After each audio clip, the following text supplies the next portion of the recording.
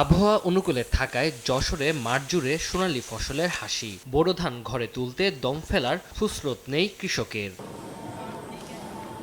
চলতি মৌসুমে মিনিকেট, রড মিনিকেট, ব্রি 50, বাসমতি, ব্রি 63, ব্রি 67, বিনা 25 ধানের মতো বিভিন্ন উচ্চ ফলনশীল জাতের ধান রোপণ করেন চাষিরা। উৎপাদন খরচ কিছুটা বাড়লেও ফলন ভালো হওয়ায় লাভের মুখ দেখার আশা তাদের। সারের দাম বেশি, কীটনাশকের দাম বেশি, জনের দাম বেশি, 1001 টাকা একটা জনের দাম। এতে করে দেখা যাচ্ছে আমরা চালান পুঁজি ভাজানো খুব কষ্টকর ব্যাপার। 3 বিঘে জমি ধান করেছি এবং সুই মিনিকেট ধান, চেকন ধান।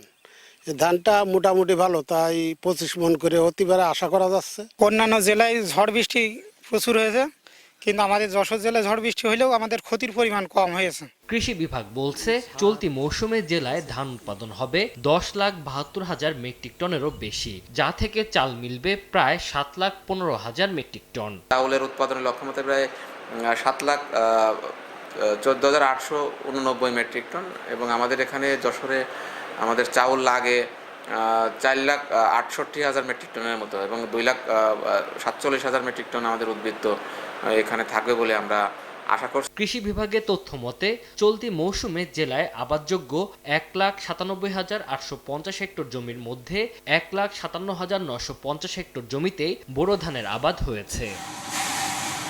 সময় সংবাদ, যশোর।